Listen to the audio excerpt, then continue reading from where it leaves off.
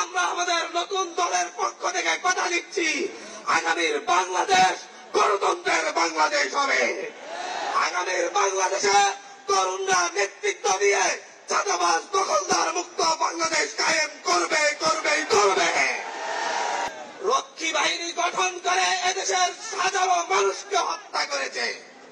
তৎকালীন বিরোধী দলীয় নেতা সিরাজ শিকদারকে হত্যা করে সংসদে দাঁড়িয়ে বলেছিল, কোথায় আজ সিরাজ শিকদার? সেই ধাম্বিক শেখ মুজিবের পরিণতি আমরা দেখেছি।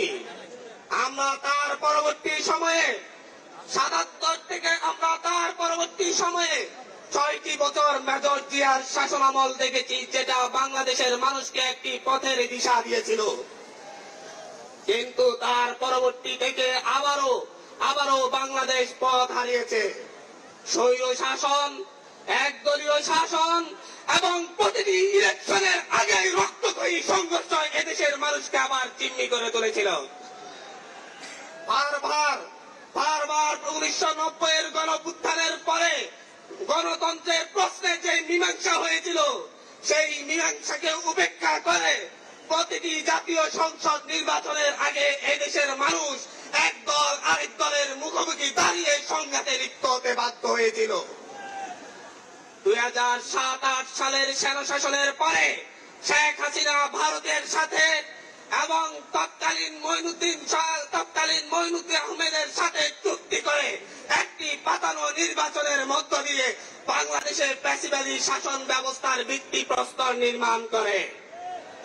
তারপর থেকে ১৬টি বছর এই দেশের তরুণরা, এই দেশের বৃদ্ধরা, এই দেশের যুবকরা শেখ হাসিনার নির্যাতনের কষাঘাতে নির্যাতিত হয়েছে।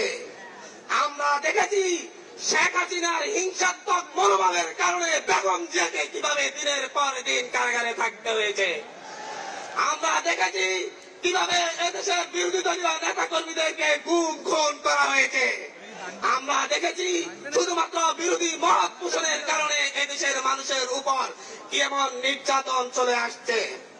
তার পরবর্তীতে তারই ধারাবাহিকতায় বাংলাদেশের মানুষ এই মঞ্চে উপবিষ্ট তরুণদের নেতৃত্বকে মেনে নিয়ে শেখ হাসিনার বিরুদ্ধে রাজপথে নেমে একটি সফল গণঅভ্যুত্থান পরিচালনা করে। তার মধ্য দিয়ে শেখ হাসিনা সহ তার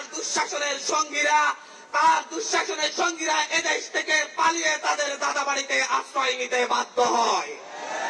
আমরা আজকে এই দেশবাসীর সামনে উপস্থিত হয়ে বলছি, আমরা আমাদের নতুন দলের পক্ষ থেকে কথা দিচ্ছি, আগামীর বাংলাদেশ গণতন্ত্রের বাংলাদেশ হবে।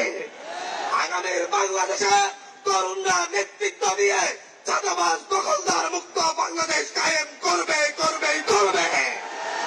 আগামীর বাংলাদেশে আর কোন নির্বাচনের আগে দলে দলে সংঘাত হয়ে প্রাণহানির ঘটনা তরুণরা ঘটতে দিবে না।